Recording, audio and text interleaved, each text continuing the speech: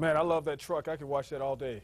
Thanks for staying up late, and welcome to the New Mexico Football Friday Night Show. We are packed with the first week that put heavy hitters opposite one another, so I guess the truck was the right thing to do. On the show, skylights, that's big air highlights.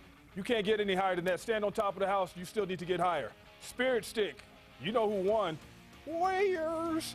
Game of the week, our Lawrence Gilligan is in house for that. And Eric the Great, who could I be talking about? Clovis Wildcats head coach Eric Roanhouse starts his 34th season with the all-time wins record in his sight. Roanhouse started the night tied with another legend, Jim Bradley, with 310 victories. Clovis hosting Santa Fe Capital. Originally, that game was supposed to be in Santa Fe, but it went to Clovis. And first play, Santa Fe drops the ball. Clovis, Kenny Robinson, big loss. Then what about this? Clovis, Kamala Class getting into the end zone for the touchdown run. And then more Clovis. Santa Fe is sacked by Deion Ford. Yes. Clovis is on the board with another touchdown. Then how about this? Kamal Class. Punt return. They're not going to catch him. Up, turn around, easy touchdown. Clovis going up 14-0. They give Roanhouse his victory. Clovis winning 55-0 is the final score. Top right team in the poll, Los Cruces Bulldogs hosting El Paso Chapin. Los Cruces in business after the fumble recovered by Jacob Venegas. Next play, Bulldog quarterback Jonathan Joy toss it to Adrian Lucero. He'll score in 12 seconds into the game. Los Cruces up 7-0. Wow, what a nice hit that was. Join the possession play. Then, how about getting down to the Chapin 4-yard line? Joey would then hand it to J.J. Granado. Granado would later take it in like Finn. Chapin airing it out. Throws it up, and Jalen Addison pulling it down. That'll be a 43-yard gain. 2 plays later. Another toss. And Chapin trying to pull the upset. Still in the first quarter, Chapin, Gonzalez lost it over 60 yards to Ricky Williams, and he's gone. Forget about that. All tied up at 14. And then back come the Bulldogs. Jonathan Joy looking, finding Michael Calzada, 21-14. Last score reported, Mayfield leading. Cleveland created a perfect storm last season, going 13-0 and winning the Class 5A title. They took out the La Cueva Bears along the way. Lawrence Gilligan has the Bears in Storm first class of 2012 in our game of the week. Lawrence. Yeah, well, Van, I think it was a no-brainer that this kicks off the season as the game of the week. Last year, Class 5A state champions, the Cleveland Storm, on the road at Wilson Stadium tonight against the La Cueva Bears. It's safe to say this was an old-fashioned Wild West shootout.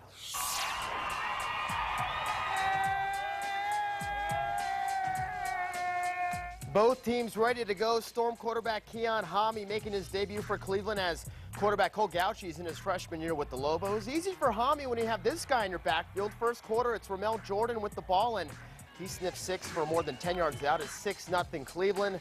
Still in the first, the Bears answer right back. Michael Rose was a one-man wrecking crew for La Cueva tonight. Rose gets the corner, and he is gone, going the distance for the score. La Cueva retakes the lead at 7-6 Bears. On the ensuing possession, Cueva capitalizes off a turnover. Ramel Jordan can't handle the option pass as it's batted up, and Jesse Arroyo finds the present, taking it to the house. Just like that, it's 14-6 Bears. As the sun sets, a full moon arises. So do touchdown passes through the air at the end of the second quarter. Storm tied this game up at 21-all. With 52 seconds to go, it's Hami to Sean Worthington for the score. Cleveland scored on 3 of their 7 drives in the first half, while La Cueva scored on 4 of their 7.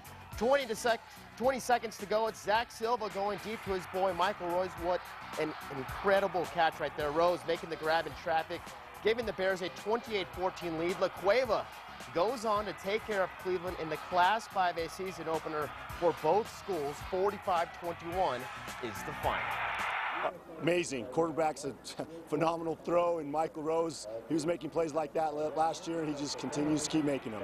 What do you guys have to do in the second half to pull out a W? Well, obviously Jordan is the guy that we got to stop, and right now we're not able to stop him, so hopefully we can make some halftime adjustments and try to contain him a little bit more. Are you pleased with the way the first half has gone? I mean, it's the first part of the season, a lot of bugs that kind of still work out, I guess, huh? I would like us to play a little bit better defense, but for the fans, what an exciting game to be at. Well, Van, indeed, it was definitely an exciting game to be at. Cueva held Cleveland to just 21 points during the game. How about that, Van, huh? Back to you. Yeah, something else, huh?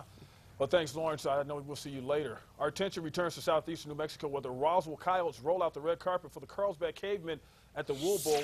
And we had intended to bring you highlights of this game. Technical difficulties with the truck. You'll have to settle for a final score. And everybody in Carlsbad happy tonight because the Cavemen win it.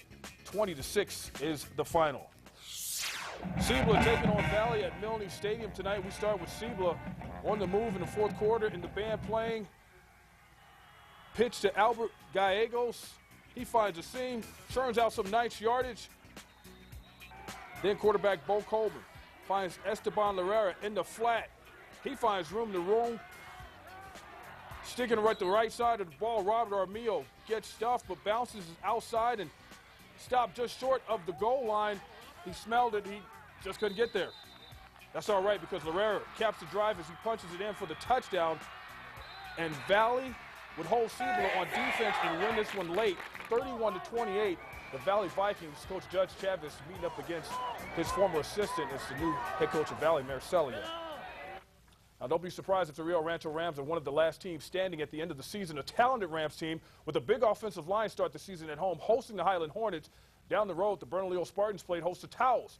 Our Alex Goldsmith made the trip to both games. Last season, for the first time ever, a team from the city of Vision won a 5A state championship. Well, this year, it might be the Rio Rancho Rams' turn. Tonight, they kicked off their 2012 campaign in front of a fired-up home crowd.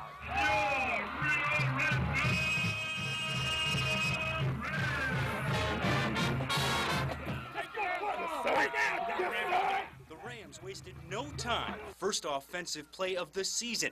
Sophomore quarterback Easton Bruere to Brady Patterson. Pack his bags, wave goodbye, hope he sends a postcard because he is gone. 70 yards for the score.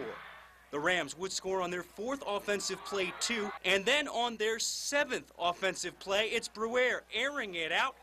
Tristan Foley on the other end. Rio Rancho all over the Highland Hornets. Final score, 54-0. Next stop, Bernalillo for the Spartans against the Taos Tigers. Third quarter, somewhere in this massive bodies, Isaac Martinez runs it in for the Tigers, 21-0 Taos. Hey, way to run the ball, man. Way to run the ball. The Spartans fought back and scored 2 touchdowns of their own, but it wasn't enough. Final score, Taos 21, Bernalillo 14. In Sandoval County, Alex Goldsmith, KRQE News 13. All right, thanks, Alex. Timeout is called. More football is on the way. Lovington and Artesia, they just keep meeting one another in week 1. And we told you, you can't get any bigger than this for air. Skylights, roll it. When we return, first, check out our cheerleaders of the week representing Tatum High School.